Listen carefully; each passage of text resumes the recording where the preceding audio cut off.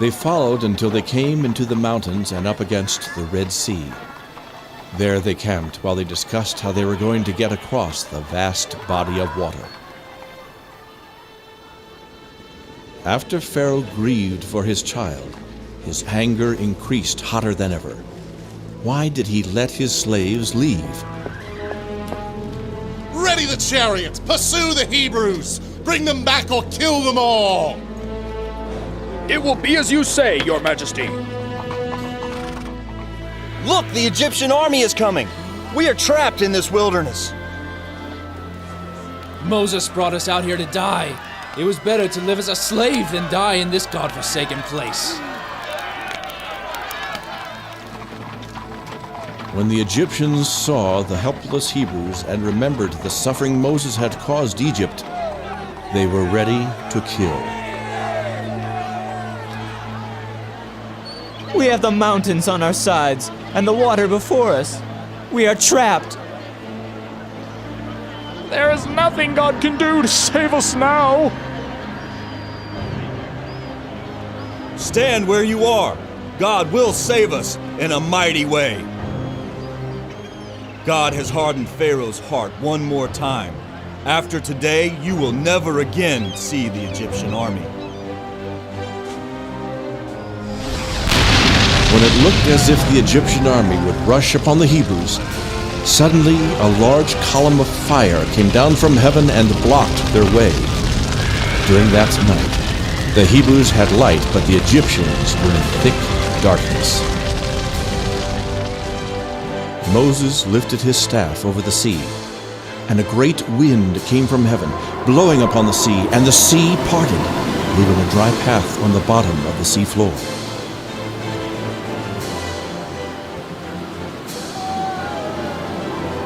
This was a most magnificent miracle. The children of Israel walked across the sea on dry ground. In the future, they would sing about a God who made paths in the sea. Everyone would know that there is but one God, and his name is Jehovah.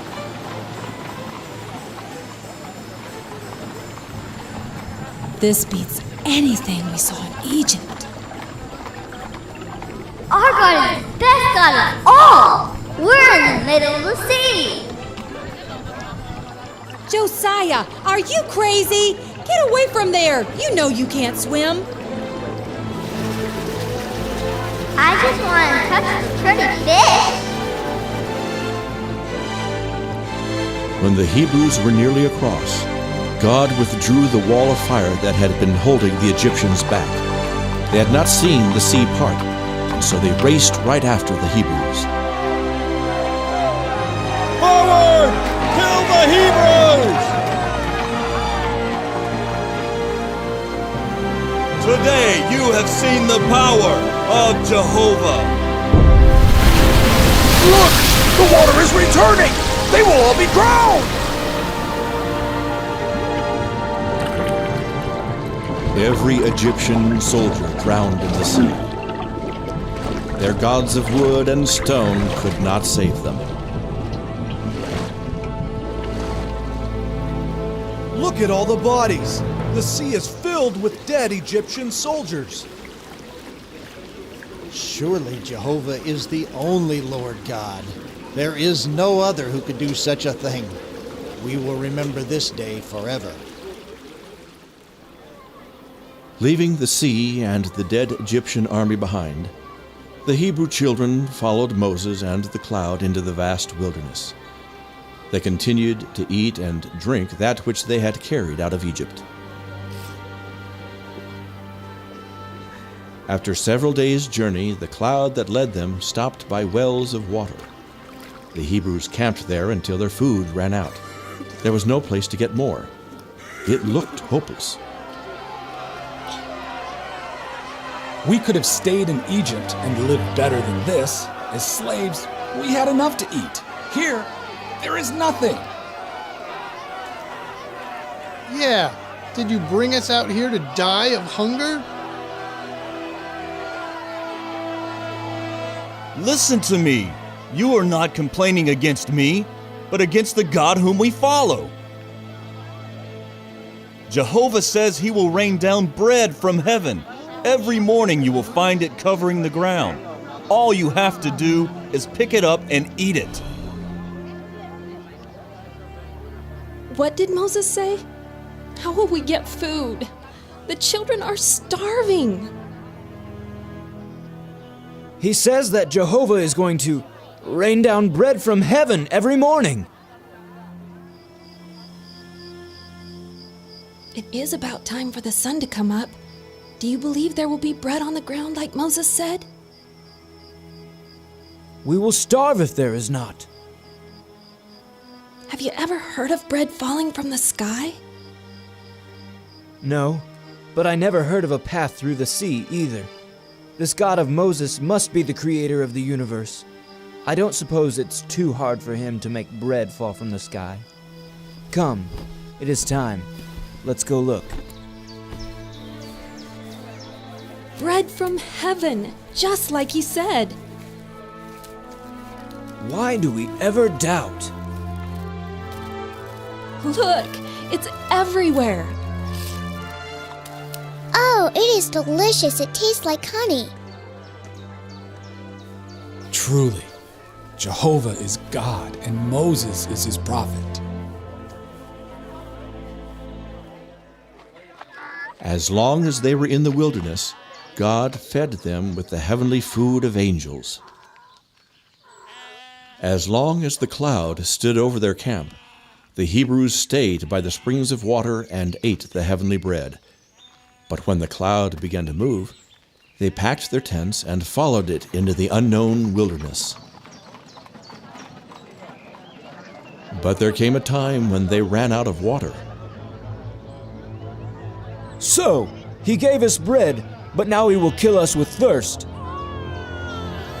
My little girl will die if we don't have water soon. We should have stayed in Egypt. In another day, our animals will be dead. And after that, the children will begin to die. We should bash your head in with stones. Is God with us or not? I will go and talk to Jehovah. God told Moses what to do. Come and see the power of Jehovah. You do not believe him. You gripe and complain. He gave you bread, and now he gives you water out of this barren rock.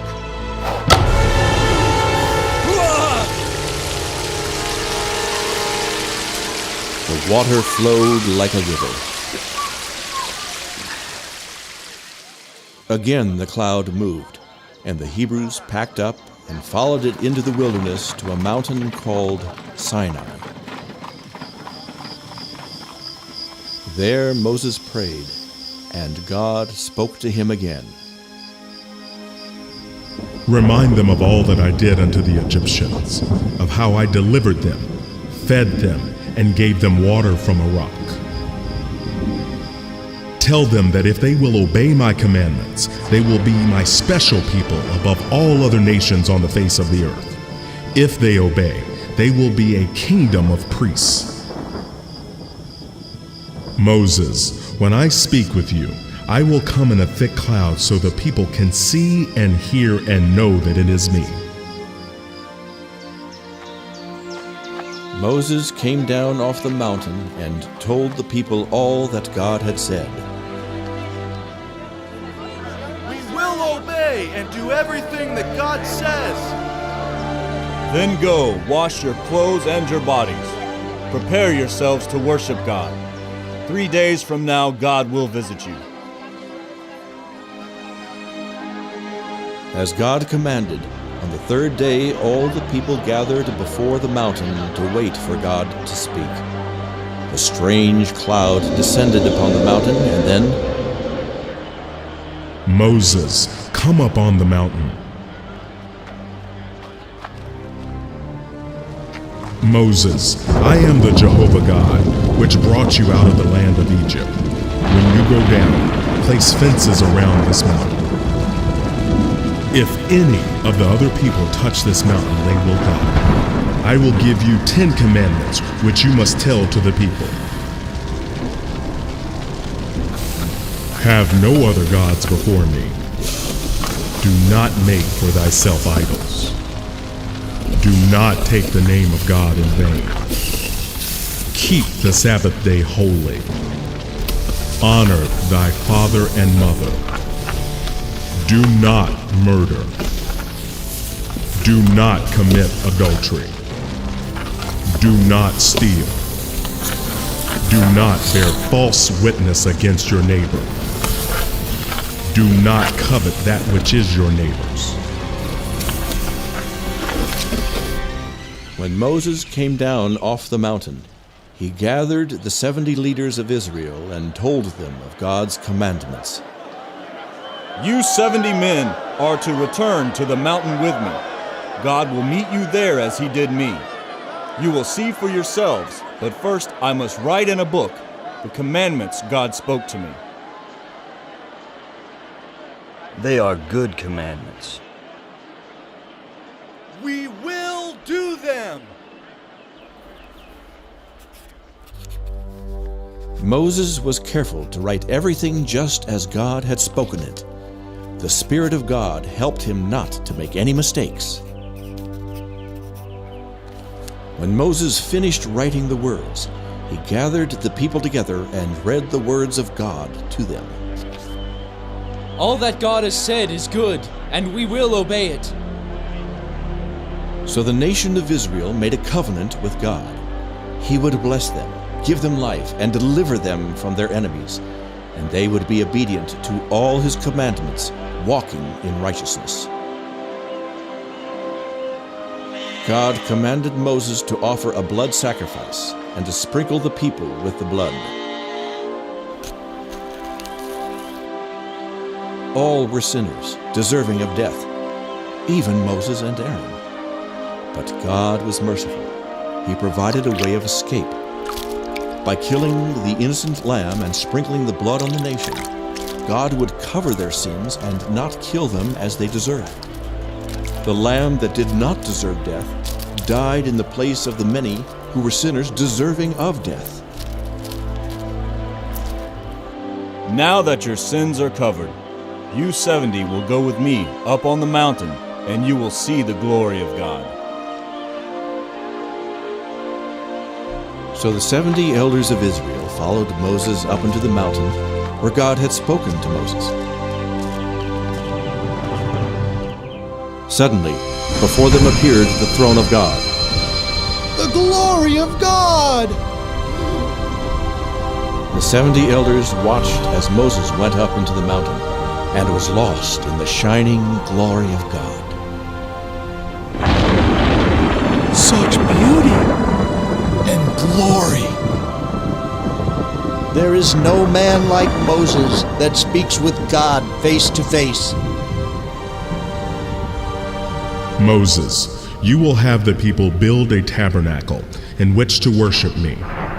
It will have an altar on which to offer sacrifices and a holy place where I can meet with the high priest once a year throughout all your generations. I will tell you exactly how to make the tabernacle. The tribe of Levi shall be my priests, and Aaron and his sons after him will be the high priests. They shall teach the people to be righteous, and they will offer sacrifices when the people sin. It was weeks ago that he disappeared into the fire on that mountain. He must be dead by now. Yeah, we can't sit here in this wilderness forever. We need a god to lead us as Moses did. Let's make a golden image unto our God. Moses is dead. Aaron will make us a god of gold to lead us back into Egypt. Give us your gold. With their own hands, the fools created a statue of a bull and called it God. The original image of Satan before he sinned was that of a bull. Though the people didn't know it, Satan had inspired them to worship him. Aaron followed the wishes of the people and helped them build the god of gold. Here is your God, which brought you out of the land of Egypt. Tomorrow we will proclaim a great sacrifice and worship Jehovah. Aaron was so foolish. He knew that the image was not a god, but he was afraid of the people. God had already commanded them to not make any image as an aid to worship, but they were following their own imaginations. The people danced and made themselves naked. They got drunk and fornicated. God was ready to destroy them all and send them to the fires he had prepared for the devil and his angels. God spoke to Moses and said, "Go down now. The people have committed a great sin. They have made themselves naked and they dance before an idol. I should destroy them all. Their hearts are hard. They do not walk in righteousness." Moses was angry when he saw that the people had forgotten God and made themselves an idol. You have broken the commandments of God! Moses broke the stone tablets on which the commandments were written.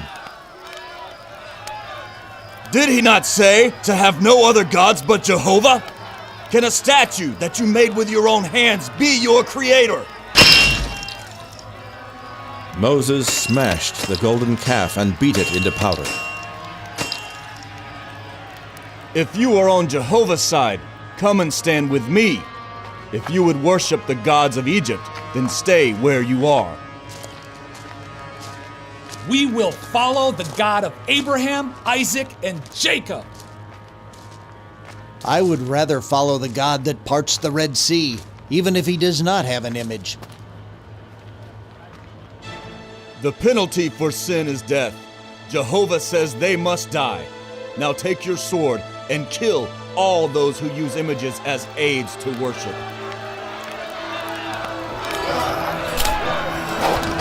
"3,000 idolaters and fornicators were killed that day. Have mercy! Moses went up on the mountain, and once again God wrote the 10 Commandments on 2 tablets of stone.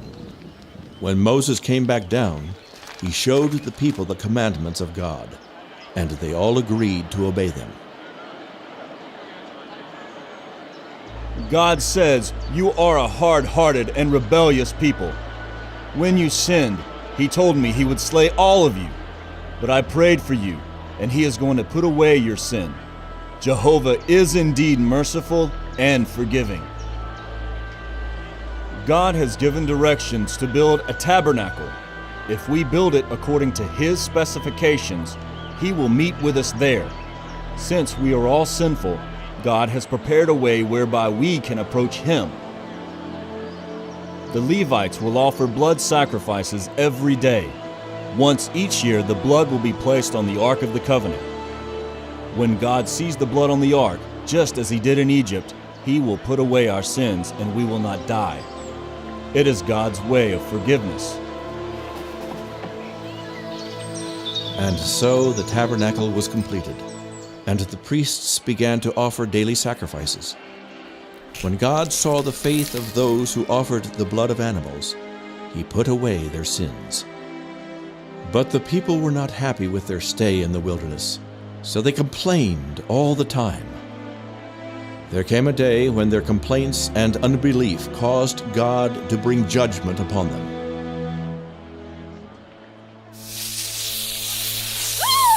Look! Snakes! Lots of them! God prepared many poisonous snakes to enter the camp and seek out warm flesh. God is merciful, but he will not allow sin to continue forever. Soon the camp was filled with poisonous snakes. God help us! The snakes even found them in their tents at night. Help me! I've been bitten! No! No! Joab! Mother! Even the children suffered for the sins of their parents. From all over the camp, cries of the suffering and grieving could be heard. The wages of sin are terrible. It is like this all over the camp, growing worse by the minute. Many have already died. We must find Moses. Surely this is the work of God. He is angry at the people for their sins. You must talk to God. We deserve this punishment, but ask him to show mercy. When will the people learn that God is serious about sin? They must obey his commandments and be a holy nation. Oh God, please be merciful to your people. Forgive their sins. Go, make a serpent of brass just like the ones biting the people. Place it on a pole for all to see. Tell them to simply look upon the brass serpent, and they will be instantly healed. God has provided a way. Just look at the brass serpent, and you will be healed. He is going to die. No, God has provided a way. Just open your eyes and look. Look and live. It's a miracle! We must tell others. It worked for me. I will tell the others. Look and live! Others have looked and been made whole. Why do you tease him with a false hope? Can't you see that I'm dying? Why do you bother me with such foolishness? He's dead. I am sorry he wouldn't believe. He had a lot of pride. Once again, the people saw the power of God. The camp moved away from the serpents, and life returned to normal. But the people continued to go their own ways, often failing to obey God's commandments. The children of Israel followed the cloud. God fed them with manna from heaven and provided water for them to drink. He would have led them into the promised land, but they were disobedient and would not obey his commandments. So God caused them to wander in the wilderness for 40 years. Moses, you think you're the only one close to God. We are just as holy as you are. In fact, the entire congregation is holy. There are no sinners left among us, and God dwells among us. We don't need you and Aaron to go around telling us what to do and making yourselves judges over us. We are capable of judging as well as you. Yeah, I'm tired of all this wandering around in the desert with God killing us for trivial matters.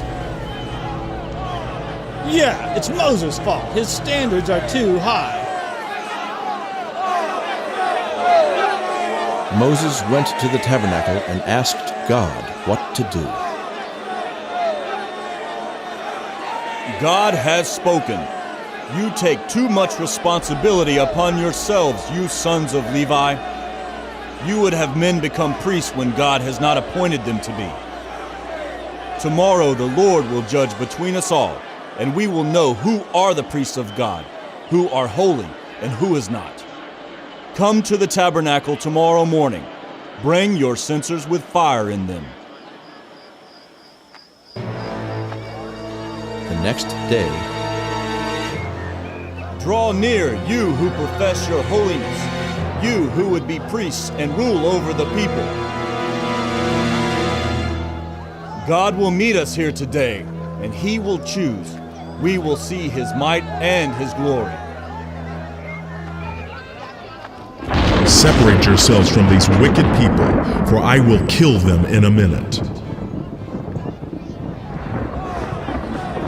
Get away from their tents. Do not come near them, or you will die with them. Here is a test. If these men die a normal death, then you can know that I am a false prophet and that God does not speak through me. But if today you see a new thing, if the earth opens up and swallows them and all their belongings down into the pit of hell, then you will know that they have sinned against God and that I am his prophet.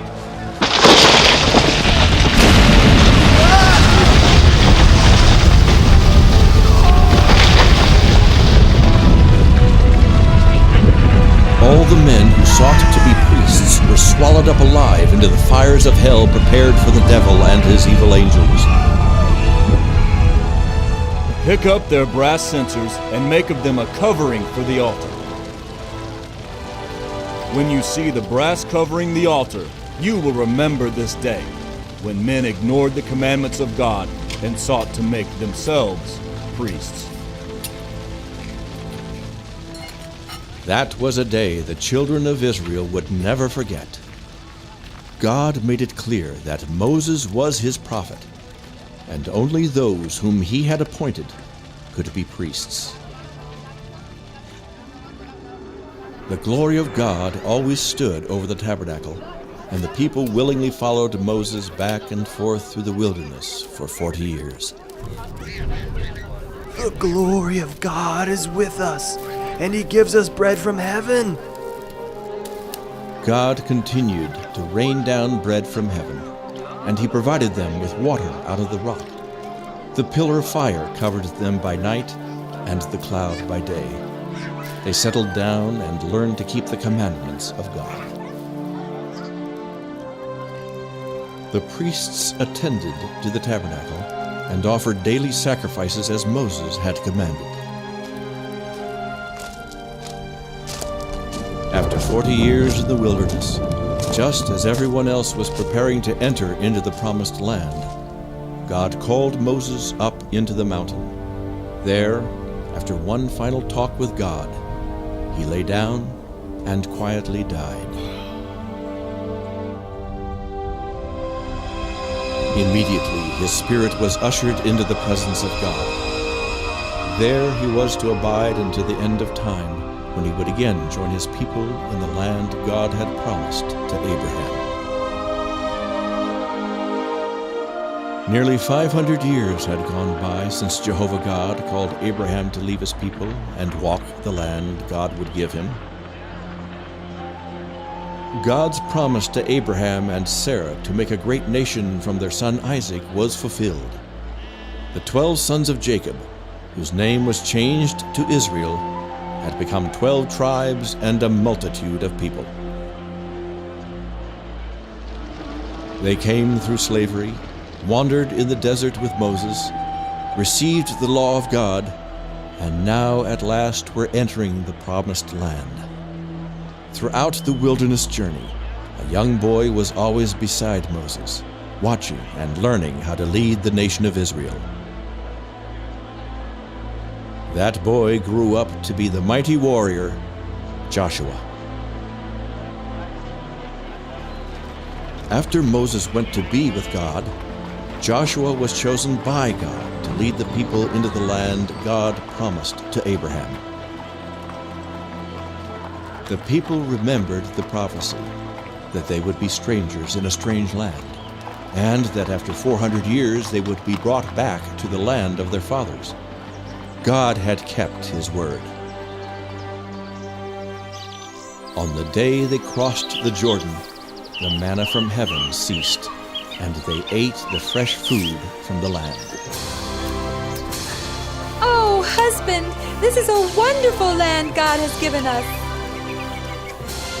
Yes, it is a fine place to raise our children and teach them to live in holiness and peace.